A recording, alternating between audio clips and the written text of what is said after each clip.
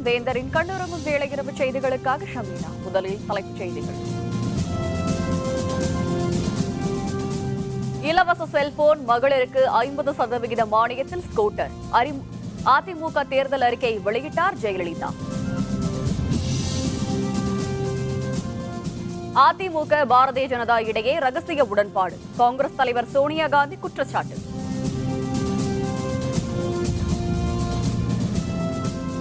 வாக்காளர் அடையாளச் சீட்டு வழங்கும்படி 5 நாட்களுக்குள் முடிக்க தேர்தல் ஆணையம் திட்டம். திராவிட கட்சிகளின் இலவசங்களால் மக்களுக்கு ஆபத்து. டாக்டர் பாரிவேந்தர் எச்சரிக்கை.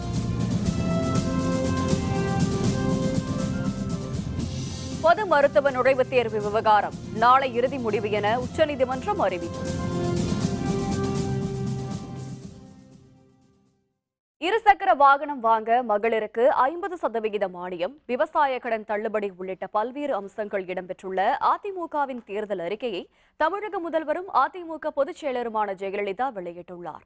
தமிழக பேரவைத் தேர்தலில் போட்டியிடும் அதிமுக மற்றும் அதன் கூட்டணி வேட்பாளர்களை ஆதரித்து தமிழக முதல்வரும் அதிமுக பொதுச் செயலருமான ஜெயலலிதா தமிழகம் முழுவதும் பிரச்சாரம் மேற்கொண்டு வருகிறார். ஈரோடு மாவட்டம் பெருந்துறையில் நடைபெற்ற பிரச்சார கூட்டத்தில் பங்கேற்ற ஜெயலலிதா ஈரோடு, திருப்பூர், நாமக்கல் அதிமுக வேட்பாளர்களை ஆதரித்து வாக்கு சேகரித்தார். இந்த கூட்டத்தில் அதிமுக தேர்தல் அறிக்கையை வெளியிட்டு ஜெயலலிதா பேசினார். கூட்டுறவு வங்கிகளுக்கு சிறு குறு விவசாயிகள் செலுத்த வேண்டிய பயிர்க்கடன், நடுத்தர கால கடன் மற்றும் நீண்ட கால கடன் ஆகிய அனைத்தும் தள்ளுபடி செய்யப்படும். வங்கிகளில் கல்வி கடன் பெற்று வேலை இல்லாமல் உள்ளவர்களின் கல்வி கடனை அரசே திரும்ப செலுத்தும். தமிழகத்தில் லோக் ஆயுக்தா அமைப்பு ஏற்படுத்தப்படும். தாது மணல் விற்பனையை அரசே ஏற்கும். 100 யூனிட் வரை இலவச மின்சாரம், அனைத்து குடும்ப அட்டைதாரர்களுக்கும் இலவச செல்போன் என்பன போன்ற பல்வேறு அம்சங்களை செயல்படுத்துவோம் என முதல்வர் ஜெயலலிதா தெரிவித்துள்ளார். தடையில்லா மின்சாரம் தொடர்ந்து வழங்கப்படும். தற்போதைய கணக்கீட்டு முறைப்படி 100 யூனிட் மின்சாரம் கட்டணம் ஏதுமில்லாமல் வீடுகளுக்கு வழங்கப்படும். அனைத்து குடும்ப அட்டைதாரர்களுக்கும் கைபேசி விலையின்றி வழங்கப்படும். அதிமுக தேர்தல் அறிக்கையை முதல்வர் ஜெயலலிதா ஈரோடு மாவட்டம் பெருந்துறையில் இன்று நடைபெற்ற பிரச்சார கூட்டத்தில் வெளியிட்டார்.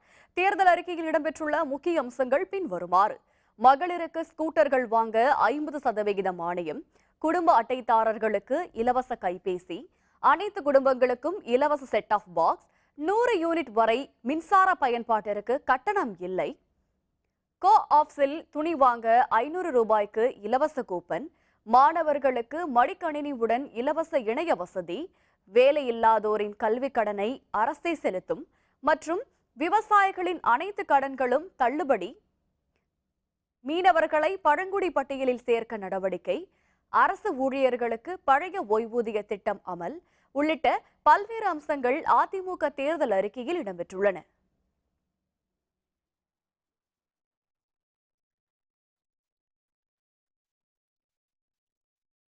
அதிமுக மற்றும் பாரதிய ஜனதா கட்சிகள் இடையே ரகசிய உடன்பாடு இருப்பதாக காங்கிரஸ் தலைவர் சோனியா காந்தி குற்றம் சாட்டியுள்ளார். தில்லியில் இருந்து தனி விமானம் மூலம் சென்னை வந்த காங்கிரஸ் தலைவர் சோனியா காந்தி ஹெலிகாப்டர் மூலம் புதுச்சேரி சென்றார். அங்கு நடைபெற்ற தேர்தல் பிரச்சார கூட்டத்தில் பங்கேற்ற பின்னர் சென்னை திரும்பிய சோனியா காந்தி தீவுத்திடலில் நடைபெற்ற பிரச்சார கூட்டத்தில் கலந்து கொண்டார்.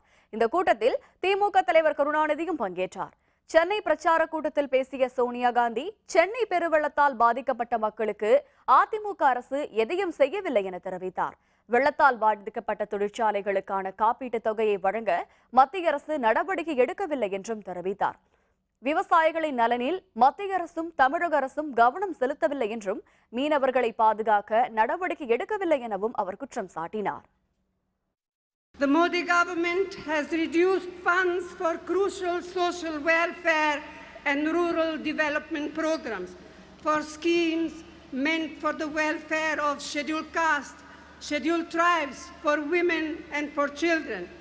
Yet, the AIDMK does not protest and continues to support the Modi government in Parliament in Delhi. இதனைத் தொடர்ந்து பேசிய திமுக தலைவர் கருணாநிதி சென்னையில் போட்டியிடும் திமுக மற்றும் கூட்டணி வேட்பாளர்களை அறிமுகம் செய்தார். திமுக காங்கிரஸ் இடையே ஆழமான உறவு இருப்பதாகவும் அவர் தெரிவித்தார்.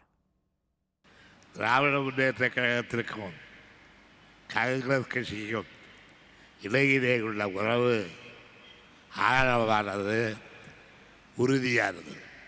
இந்திரா காந்தி அம்மையார் அவர்களை நேருவின் வழியே வருக, நிலையான ஆட்சி தருக என்று அழைத்து பாராட்டி வரவேற்றோம். அப்பொழுது தமிழக மக்கள் பெருவாரியான தொகுதிகளில் திமுக காங்கிரஸ் கூட்டணிக்கு பெற்று வந்து ஆதரவளித்தார்கள். முன்னதாக புதுச்சேரி உப்பளம் பகுதியில் நடைபெற்ற பிரச்சார கூட்டத்தில் காங்கிரஸ் மற்றும் திமுக வேட்பாளர்களை ஆதரித்து சோனியா காந்தி வாக்கு சேகரித்தார். அப்பொழுது பேசிய அவர் புதுச்சேரி மாநிலத்தை காங்கிரஸ் முன்னேற்றம் அடைய செய்ததாக தெரிவித்தார். என்ஆர் காங்கிரஸ் ஆட்சியில் வேலையில்லா திண்டாட்டம் அதிகரித்துள்ளதாக குறிப்பிட்டார். புதுச்சேரி மாநிலத்தின் தனித்தன்மையை பாரதிய ஜனதா ஏற்றுக்கொள்ளவில்லை என்றும் சோனியா காந்தி குற்றம் சாட்டினார். Puducherry used to be an industrial center, but now there is a serious crisis for unemployment. The government is not helping you to helping our young people to find jobs, and our young people are forced to go to other states to look for employment. AIADMK தேர்தல் அறிக்கையில் மேலும் இலவசங்களை அறிவித்திருப்பதன் மூலம் மீண்டும் ஆட்சிக்கு வந்தால் மது விற்பனை மூலம் 56,000 கோடி வசூலிக்கப் போகிறார்கள் என்று மக்களை இந்திய ஜனநாயக கட்சியின் நிறுவனர் தலைவரான டாக்டர் பாரிவேந்தர் எச்சரித்துள்ளார். பாரதிய ஜனதா கட்சியுடன் இணைந்து தேசிய ஜனநாயக கூட்டணியில் போட்டியிடும் இந்திய ஜனநாயக கட்சி வேட்பாளர்களை ஆதரித்து தமிழகத்தின் பல்வேறு பகுதிகளிலும் இந்திய ஜனநாயக கட்சியின் நிறுவனர் தலைவரான டாக்டர் பாரிவேந்தர் பிரச்சாரம் செய்து வருகிறார். சேலம் மாவட்டத்தில் ஆத்தூர் தனி தொகுதியில் இந்திய ஜனநாயக கட்சியின் சார்பில் போட்டியிடும் வேட்பாளர் ரா செல்லதுரையையும் கெங்கவல்லியையும் போட்டியிடும் பாரதிய ஜனதா வேட்பாளர் சிவகாமி பரமசிவனையும் ஆதரித்து இன்றிரவு ஆத்தூர் ராணிப்பேட்டை பகுதியில் மக்களிடையே டாக்டர் பாரிவேந்தர் பேசினார். இரு திராவிட கட்சிகளும் இலவசங்களை அறிவிக்க மக்களுக்கு ஆபத்துதான் என்றும் டாக்டர் பாரிவேந்தர் எச்சரித்தார். என்னைக்காவது பிராந்தி இல்ல, விஸ்கி இல்ல, ஜின் இல்ல திருப்பி வந்திருக்கீங்களா? இல்ல. குடிக்கிறதுக்கு தண்ணி இல்ல. ஆனா இது மட்டும் ஆறா ஓடுது. ஏன்னா அதுல அவங்களுக்கு பணம் வருது. அவங்களுக்கு கொள்ளை அடிக்கிறாங்க. அதுல எவ்வளவு ஆண்டிற்கு 28,000 கோடி உங்களுக்கு கொடுக்குறீங்க இப்போதைக்கு.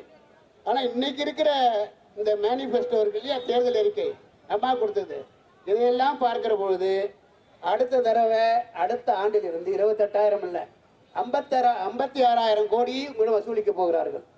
இன்னும் நிறைய பேரை குடிக்க வச்சு வசூலிச்சு அவங்க இதெல்லாம் சரி கட்ட போறது ஒண்ணு. ரெண்டாவது, இவ்வளவு பணம் எதற்காக என்று கேட்டால் மக்களுக்கு இலவசம் தருகிறார்களாம். யாருடைய பணத்தை எடுத்து யார் இலவசம் கொடுக்கிறது? நீங்க கேட்டாங்க நாங்க மக்களுடைய சேவகன் அப்படிங்கிறீங்க. பெண்களை சுற்றி சுற்றி வந்தாலும் பாதிக்கப்படுவது நீங்கள் தான், உங்கள் சுயமரியாதைத்தான். ஆகவே நீங்கள் செய்ய வேண்டியது இன்னும் மேலும் காத்திருந்தால் நிச்சயமாக தமிழ்நாடு கெடுவது ஒரு புறம், குடும்பமே நடத்த முடியாத அளவுக்கு இன்றைக்கு நாட்டை கெடுத்துக் கொண்டிருக்கிறார்கள். தமிழகத்தில் 1,30,00,000 பேர் குடித்துக் கொண்டிருக்கிறார்கள் என்றும் இவ்வளவு பேர் குடித்தால் இவர்களுடைய குடும்பங்கள் என்னவாவது என்றும் கேள்வி எழுப்பிய டாக்டர் பாரிவேந்தர் திமுக, அதிமுக, காங்கிரஸ் அனைத்து கட்சிக்காரர்களுமே மது ஆலைகள் நடத்துவதாகவும் குற்றம் சாட்டினார். இவருடைய பார்வையெல்லாம் திரும்ப திரும்ப ஆட்சிக்கு வர வேண்டும். அதற்காக மக்களை சிந்திக்க வைக்க கூடாது. சிந்திக்க வைக்காமல் இருப்பதற்கு இன்னும் ஒரு அருமையான மருந்து இருக்கிறது. அந்த மருந்து உங்களுக்கு எல்லாத்துக்குமே தெரியும். அதுதான் டாஸ்மார்க். டாஸ்மார்க் இன்னைக்கு சந்துக்கு சந்து, தெருவுக்கு தெரு, இன்னைக்கு எல்லா இடங்களிலும் டாஸ்மார்க் இங்க அங்கன்னு இல்லாதபடி எல்லா இடங்களிலும் இன்னைக்கு ஆறாக ஓடிக்கொண்டிருக்கிறது இந்த சாராய கடைகள். இந்த சாராய கடைகள் ஓட விட்டதின் பலன் என்ன? சாதாரண பள்ளி மாணவன் குடிக்கிறான், கல்லூரி மாணவன் குடிக்கிறான், பெண்கள் குடிக்கிறார்கள், இளம்பெண்கள் குடிக்கிறார்கள், எண்ணற்ற பேர் குடிக்கிறார்கள். 1,30,00,000 குடும்பங்கள் குடிப்பதாக தமிழ்நாட்டில் ஒரு கணக்கு சொல்லுகிறது. ஆக இவ்வளவு பேர் குடித்தால் அந்த குடும்பம் என்ன ஆகுது? தமிழ்நாட்டில் மொத்தம் 11 சாராய ஆலை இருக்கிறது. இந்த ப்ரூவரிஸ் இருக்குன்னு சொல்லுவாங்க இல்லையா, தமிழ்நாட்டில் இந்த மது உற்பத்தி சாலை 11 இருக்கிறது. அதில் 6 திமுக, 3 அண்ணா திமுக, 2 காங்கிரஸ்.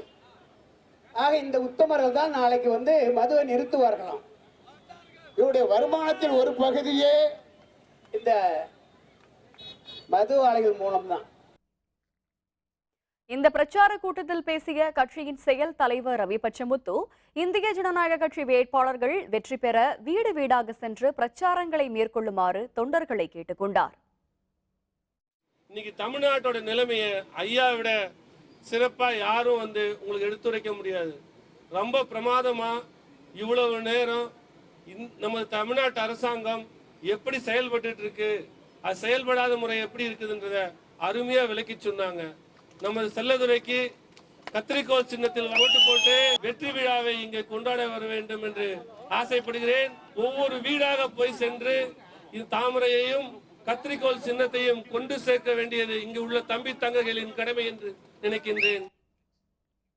பிரச்சாரத்தில் அமைப்பு செயலர் AKD வரதராஜன், தேர்தல் பணிக்குழு செயலர் ஆரோக்கியம், செய்தி தொடர்பாளர் வழக்கறிஞர் பாலு, லீமா ரோஸ், அமுதா ராஜேஸ்வரன், சேலம் புறநகர் மாவட்ட தலைவர் மனோகரன் உள்பட ஏராளமானோர் கலந்து கொண்டனர்.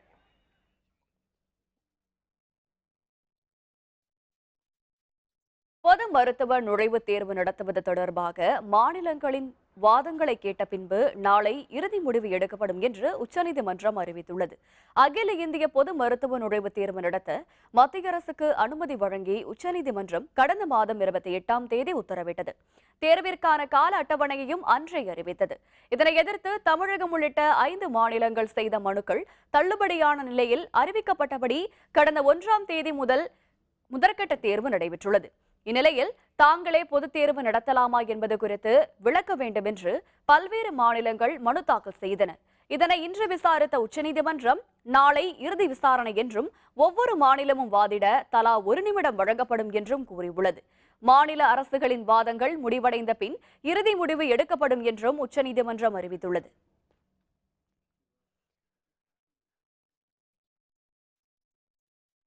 பேரவைத் தேர்தலை முன்னிட்டு தமிழ்நாடு முழுவதும் வாக்காளர்களுக்கு அடையாள சீட்டு வழங்கும் பணியை தேர்தல் ஆணையம் தொடங்கியுள்ளது. வாக்குப்பதிவு மைய அலுவலர்கள் வீடு வீடாக சென்று வாக்காளர் அடையாள சீட்டுகளை வழங்கி வருகின்றனர். 5 நாட்களுக்கு இந்த பணி தொடரும் என எதிர்பார்க்கப்படுகிறது. இது பற்றிய விரிவான விவரங்களை தருகிறார் நமது செய்தியாளர் பிரகாஷ். தமிழகத்தில் தேர்தல் ஆணையம் சார்பாக இன்று முதல் பூத் ஸ்லிப் என்ற வாக்காளர் அடையாள சீட்டு வழங்கப்பட்டிருக்கிறது. வருகிற 16ஆம் தேதி தமிழகத்தில் ஒரே கட்டமாக தேர்தல் நடைபெற உள்ளது. இதற்கான இறுதிக்கட்ட பணியில் தேர்தல் ஆணையம் தீவிரமாக ஈடுபட்டிருக்கிறது. தமிழகத்தில் 5.82 கோடி வாக்காளர்கள், குறிப்பாக சென்னையில் சுமார் 39 லட்சம் வாக்காளர்கள் உள்ளார்கள். இவர்களுக்கான இந்த அடையாள வாக்கு சீட்டு இன்று முதல் துவங்கி வருகிற 10ஆம் தேதிக்குள் முடிக்கப்பட வேண்டும் என்று தேர்தல் ஆணையம் ஏற்கனவே அறிவுறுத்தப்பட்டுள்ளது. அதே போலவே இந்த வாக்குச்சீட்டில் பெயர், முகவரி, வயது, புகைப்படம் உள்ளிட்ட அமைக்கப்பட்டுள்ளது.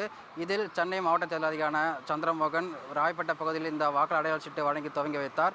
இந்த ஃபோட்டோ ஓட்டர் ஸ்லிப்பில் அந்த வாக்காளரின் பேர், அந்த எபிக் நம்பர், அவர் ஃபோட்டோ, அவர் வாக்கு போடக்கூடிய எந்த ஒரு வாக்குச்சாவடியின் அட்ரஸ் எல்லாமே அந்த ஃபோட்டோ ஓட்டர் ஸ்லிப்பில் இருக்கும்.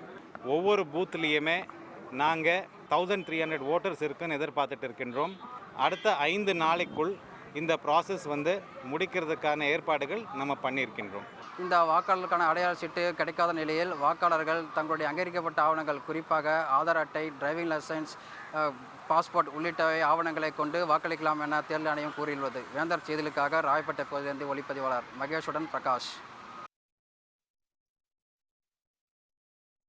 தமிழகத்தில் வாக்காளர்களுக்கு பணப்பட்டுவாடா செய்யப்படுவதை தடுக்க இரவு நேர ரோந்து பணிகள் தீவிரப்படுத்தப்படும் என்று தலைமை தேர்தல் ஆணைய துணை ஆணையர் உமேஷ் சின்ஹா தெரிவித்துள்ளார்.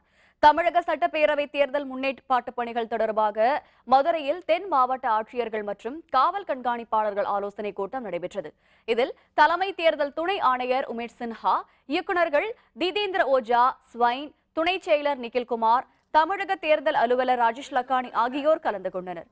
கூட்டத்திற்கு பின்னர் செய்தியாளர்களுடன் பேசிய துணை ஆணையர் உமேஷ் சின்ஹா, ஒருதலை பட்சமாக நடந்து கொள்ளும் தேர்தல் அலுவலர்கள் மீது கடும் நடவடிக்கை எடுக்கப்படும் என்றார். Making different kind of route marches if need be, meeting the people, and they would be used in the flying squads They will be used in the surveillance teams also, and wherever required, effective action will be taken. மேற்கு வங்க மாநிலத்தில் இன்று நடைபெற்ற இறுதிக்கட்ட வாக்குப்பதிவில் 84% வாக்குகள் பதிவாகின. மேற்கு வங்கத்தில் மொத்தமுள்ள 294 பேரவை தொகுதிகளுக்கு 6 கட்டங்களாக தேர்தல் நடைபெறுகிறது. இதில் 5 கட்ட வாக்குப்பதிவுகள் முடிவடைந்த நிலையில் 6வது மற்றும் இறுதிக்கட்ட வாக்குப்பதிவு இன்று காலை 7 மணிக்கு தொடங்கியது. கிழக்கு மிட்னாப்பூர் மற்றும் கூச்பிகார் மாவட்டங்களில் உள்ள 25 தொகுதிகளுக்கு இன்று தேர்தல் நடைபெற்றது. இந்த தொகுதிகளில் 16 பெண்கள் உட்பட 170 வேட்பாளர்கள் களத்தில் உள்ளனர். எவ்வித அசம்பாவித சம்பவங்கள் இன்றி மாலை வரை நடைபெற்ற வாக்குப்பதிவில் 84.24% வாக்குகள் பதிவாகின. 6 கட்டங்களாக நடைபெற்ற தேர்தலில் பதிவான வாக்குகள் அனைத்தும் வரும் 19ஆம் தேதி எண்ணப்படுகிறது. மத்திய அரசின் திட்டங்களை புறக்கணிக்கும் தமிழகம், பொன் ராதாகிருஷ்ணன் குற்றச்சாட்டு. விவரம் விளம்பர இடைவேளைக்கு பிறகு.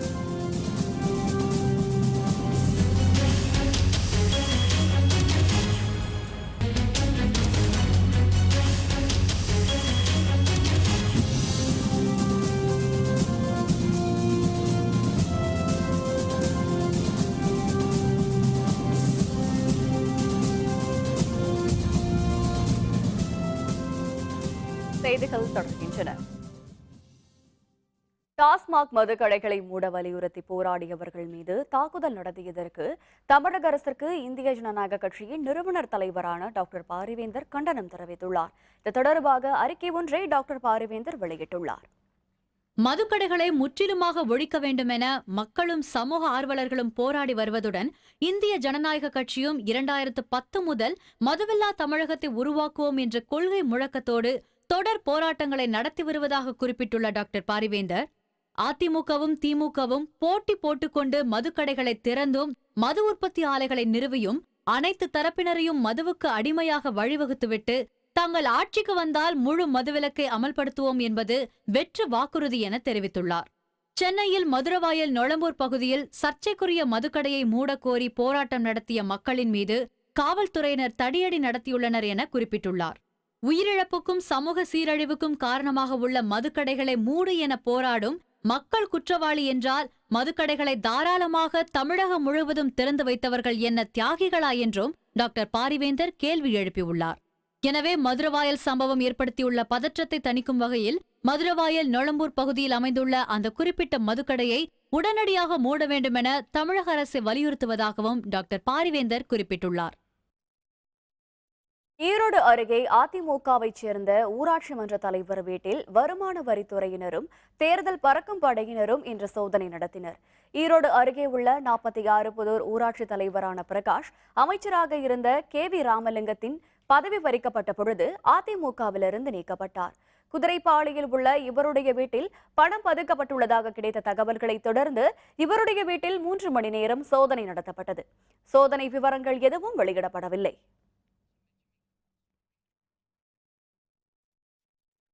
விடுதலை சிறுத்தைகள் கட்சித் தலைவர் தொல் திருமாவளவன் கூட்டங்களுக்கு இடையூறு ஏற்படுத்தக்கூடாது என பாட்டாளி மக்கள் கட்சி தொண்டர்களை டாக்டர் ராமதாஸ் அறிவுறுத்த வேண்டும் என்று வைகோ கேட்டுக் கொண்டுள்ளார். சென்னை ராதாகிருஷ்ணன் நகர் தொகுதியில் மக்கள் நல கூட்டணி சார்பில் போட்டியிடும் விடுதலை சிறுத்தைகள் கட்சி வேட்பாளர் வசந்தி தேவியை ஆதரித்து கூட்டணி ஒருங்கிணைப்பாளர் வைகோ பிரச்சாரம் மேற்கொண்டார். பிரச்சாரத்தில் பேசிய அவர், ராமதாசின் கவனத்திற்கு வராமல்தான் திருமாவளவன் கூட்டங்களில் பாட்டாளி மக்கள் கட்சி தொண்டர்கள் பிரச்சனைகளை ஏற்படுத்தி வருவதாக தான் நம்புவதாக குறிப்பிட்டார். நான் மிகுந்த வருத்தத்தோடு ஐயா ராமதாஸ் அவர்களை கேட்டுக்கொள்கிறேன். நான் உங்க மேல ரொம்ப மரியாதை வச்சிருக்கிறேன். உங்களுக்கு தெரிஞ்சது நடந்ததுன்னு நான் சொல்லல, நீங்க தூண்டிவிட்டு நடந்ததுன்னு நான் இப்ப சொல்லல. எல்லா சமூகமும் ஒற்றுமையாக இருக்க வேண்டும் என்று கவலைப்படுகிறவர் என் தம்பி திருமாவளவன். நான் உங்களுக்கு தெரிஞ்சோ உங்க மகன் அன்புமணி ராமதாஸ் ஏவியோ நடந்ததாக நான் சொல்லல. ஒரு அப்பீல் கொடுத்துருங்க. எங்கேயும் பிரச்சாரம் நடந்தா அவங்கவுங்க பண்ணிட்டு போகட்டும். மத்திய அரசு நலத்திட்டங்களை தமிழக அரசு புறக்கணிக்கிறது என மத்திய இணையமைச்சர் பொன் ராதாகிருஷ்ணன் குற்றம் சாட்டியுள்ளார். திருப்பூர் பேரவை தொகுதியில் போட்டியிடும் பாரதிய ஜனதா வேட்பாளரை ஆதரித்து பொன் ராதாகிருஷ்ணன் பிரச்சாரம் மேற்கொண்டார். அப்பொழுது பேசிய அவர், திமுக மற்றும் அதிமுக அளிக்கும் வாக்குறுதிகளை அந்த கட்சியினர் நிறைவேற்ற மாட்டார்கள் என தெரிவித்தார். மதுக்கடைகளை திறக்க வேண்டாம் என 1971 ராஜாஜி விடுத்த வேண்டுகோளை அப்பொழுதைய முதல்வர் கருணாநிதி ஏற்க மறுத்துவிட்டார் என்றும் பொன் ராதாகிருஷ்ணன் குறிப்பிட்டார். தொடர்ந்து மக்களை ஏமாற்றி வாக்குகளை பெற்று ஆட்சியில் அமர்ந்து மீண்டும் ஏமாற்றுவதே இவருடைய வழக்கமாக இருந்து கொண்டிருக்கிறது. விவசாயிகள் காப்பதற்காக பிரதமர் நரேந்திர மோடி அவர்கள் இப்போது கொண்டு வந்திருக்கக்கூடிய திட்டங்களை நம்முடைய தமிழக அரசாங்கம் நடைமுறைப்படுத்துவதற்கு வர வேண்டும். மத்திய அரசாங்கம் திட்டங்களை கொடுத்துக் கொண்டிருக்கிறது, வாங்குவதற்கு தமிழக அரசாங்கம் தயாராக இல்லை. வணிகர்களின் கோரிக்கைகளை ஏற்காதவர்களை தேர்தலில் புறக்கணிக்கப் போவதாக தமிழ்நாடு வணிகர் சங்கங்களின் பேரமைப்பு அறிவித்துள்ளது. வணிகர் சங்கங்களின் பேரமைப்பின் 33வது மாநில மாநாடு தூத்துக்குடி மாவட்டம் கோவில்பட்டியில் இன்று நடைபெற்றது. இதில் உணவு பாதுகாப்பு மற்றும் தர நிர்ணய சட்டத்தை முழுமையாக மாற்றியமைக்க வேண்டும், அந்நிய முதலீடுகளில் இருந்து உள்நாட்டு வணிகத்தை காக்க வேண்டும் என்பன உள்ளிட்ட பல்வேறு தீர்மானங்கள் நிறைவேற்றப்பட்டன. அதனைத் தொடர்ந்து செய்தியாளர்களுடன் பேசிய வணிகர் சங்கங்களின் பேரமைப்பு தலைவர் விக்ரமராஜா, வருகிற அரசு வணிகர்களின் இன்னல் தீர்க்கும் அரசாக அமைய வேண்டும் என்பதே மாநாட்டின் நோக்கம் என்றார். வணிகர்களின் கோரிக்கைகளை புறக்கணிப்பவர்களை வணிகர்களும் புறக்கணிப்பார்கள் என்று கூறிய விக்ரமராஜா, மே 16 வணிகர்களின் வலிமை தெரியும் என்றார். மாநில அரசும் மத்திய அரசும் எங்களை புறக்கணித்திருக்கிறது. வருங்காலத்தில் வணிகர்களுக்கு இருக்கின்ற பிரச்சனைகளை மாற்றக்கூடிய அரசாக, வணிகர்களை அழைத்து எந்த பிரச்சனை என்றாலும் பேசி தீர்வு காணக்கூடிய அரசாக அமையக்கூடிய சூழலை மே 16 தேர்தலிலே 100% வாக்களித்து எங்களுடைய வாக்குகள் எந்த வகையில் உதவி செய்ய இருக்கிறது என்பதை தெளிவுபடுத்த இருக்கிறோம். காங்கிரஸ் கட்சித் தலைவர் சோனியா காந்தியின் வருகையை எதிர்த்து தமிழ்நாடு மாணவர் இயக்கம், மே 17 இயக்கம், தந்தை பெரியார் திராவிட கழகத்தினர் சென்னையில் இன்று கருப்பு கொடி ஆர்ப்பாட்டம் நடத்தினர். சென்னை மெரினா கடற்கரையில் உள்ள உழைப்பாளர் சிலை அருகே நடைபெற்ற ஆர்ப்பாட்டத்தில் நூற்றுக்கணக்கானோர் கலந்து கொண்டு கருப்பு கொடி காட்டி ஆர்ப்பாட்டத்தில் ஈடுபட்டனர். ஈழத்தமிழர்களை காப்பாற்ற தவறியதாக குற்றம் சாட்டி போராட்டத்தில் ஈடுபட்ட அனைவரையும் காவல்துறையினர் கைது செய்தனர்.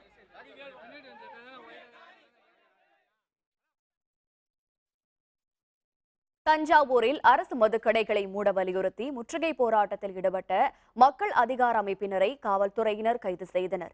தமிழகம் முழுவதும் உள்ள அரசு மதுக்கடைகளை அகற்றக் கோரி மக்கள் அதிகார அமைப்பினர் இன்று தமிழகம் முழுவதும் முற்றுகை போராட்டத்தில் ஈடுபட்டனர்.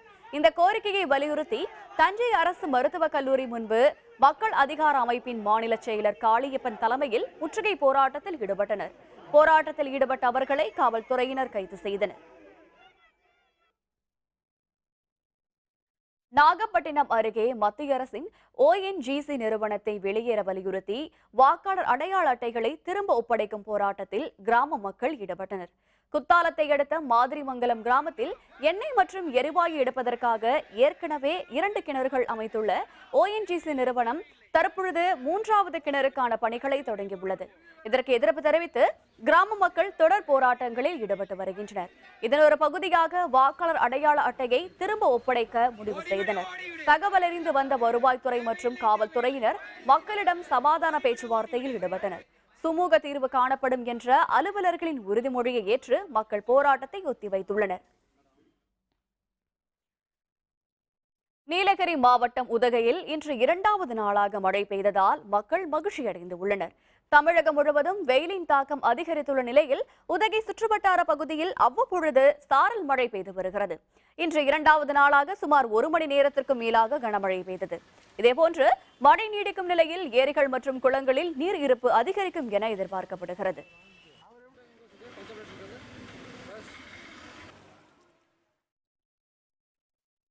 ஸ்ரீரங்கம் அருள்மிகு அரங்கநாதர் திருக்கோவிலில் இன்று காலை நடைபெற்ற தேரோட்டத்தில் ஆயிரக்கணக்கான பக்தர்கள் பங்கேற்று தேரை வடம் பிடித்து இழுத்தனர். திருச்சி மாவட்ட ஸ்ரீரங்கத்தில் உள்ள அருள்மிகு அரங்கநாதர் திருக்கோவிலில் சித்திரை தேர் திருவிழா கடந்த ஏப்ரல் மாதம் 27ஆம் தேதி கொடியேற்றத்துடன் தொடங்கியது. விழாவின் 8வது நாளான நேற்று நம்பெருமாள் தங்க குதிரை வாகனத்தில் சித்திரை வீதிகளில் வலம் வந்து பக்தர்களுக்கு அருள்பாலித்தார்.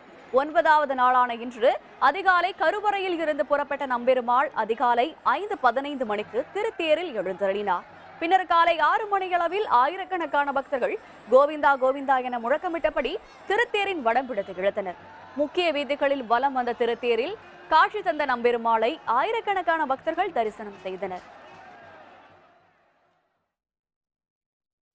தில்லி அணி 7 விக்கெட் இழப்பிற்கு 162 ரன்கள் குவிப்பு. புனே வெற்றி பெற 163 ரன்கள் இலக்கு. விவரம் விளம்பர இடைவேளைக்கு பிறகு.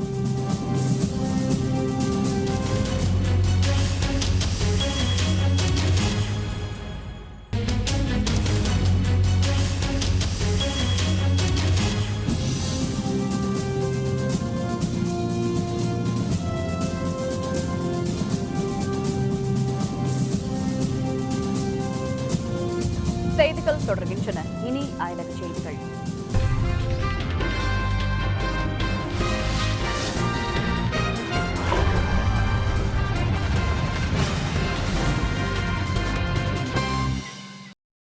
பிரிட்டனின் தலைநகரமான லண்டனில் நடந்த மேயர் தேர்தலில் இஸ்லாமியர் ஒருவர் முதல் முறையாக வெற்றி பெற்றுள்ளார். லண்டன் மாநகர மேயர் தேர்தலில் பழமை வாய்ந்த கட்சியான கன்சர்வேட்டிவ் கட்சி சார்பாக சாக் கோல்ட்ஸ்மித் என்ற கோடீஸ்வரரும், தொழிலாளர் கட்சியான லேபர் கட்சி சார்பாக சாதிகான் என்ற பேருந்து ஓட்டுநரின் மகனும் போட்டியிட்டனர். சாதிகான் தீவிரவாதிகளுடன் தொடர்புடையவர் என்று பிரிட்டன் நாடாளுமன்றத்தில் பிரதமர் டேவிட் கேமரோன் குற்றம் சாட்ட அவர் மீது வீண்பழி சுமத்தப்படுவதாக லேபர் கட்சி பதில் தாக்குதல் நடத்த பரபரப்பான சூழலில் மேயர் தேர்தல் நடந்தது. 86 லட்சம் மக்கள் வசிக்கும் லண்டன் மாநகர மேயர் தேர்தலில் கடும் போட்டிக்கு பின்பு சாதிகான் வெற்றி பெற்று மேயராகியுள்ளார். லண்டன் மாநகரின் முதல் இஸ்லாமிய மேயர் இவர்தான் என்பது குறிப்பிடத்தக்கது.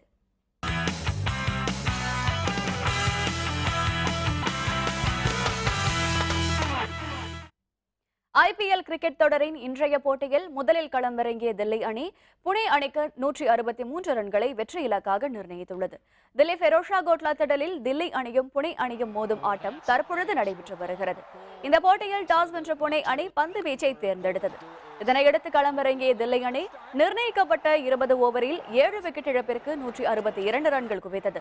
163 ரன்கள் எடுத்தால் வெற்றி என்ற இலக்குடன் களமிறங்கிய புனே அணி 8 ஓவர்கள் முடிவில் 1 விக்கெட் இழப்பிற்கு 59 ரன்கள் எடுத்து விளையாடி வருகிறது. மீண்டும் தலைப்புச் செய்திகள். இலவச செல்போன், மகளிருக்கு 50% மானியத்தில் ஸ்கூட்டர். அதிமுக தேர்தல் அறிக்கையை வெளியிட்டார் ஜெயலலிதா. அதிமுக பாரதிய ஜனதா இடையே ரகசிய உடன்பாடு. காங்கிரஸ் தலைவர் சோனியா காந்தி குற்றச்சாட்டு. வாக்காளர் அடையாள சீட்டு வழங்கும் பணி 5 நாட்களுக்குள் முடிக்க தேர்தல் ஆணையம் திட்டம். திராவிட கட்சிகளின் இலவசங்களால் மக்களுக்கு ஆபத்து. டாக்டர் பாரிவேந்தர் எச்சரிக்கை. பொது மருத்துவ நுழைவுத் தேர்வு விவகாரம் நாளை இறுதி முடிவு என உச்சநீதிமன்றம் அறிவிப்பு. இத்துடன் வேந்தரின் கண்ணுறங்கும் வேளை இரவு செய்திகள் நிறைவடைந்தன. மீண்டும் நாளை காலை 8 மணிக்கு இளங்கதிர் காலை செய்திகளில் சந்திப்போம். வணக்கம்.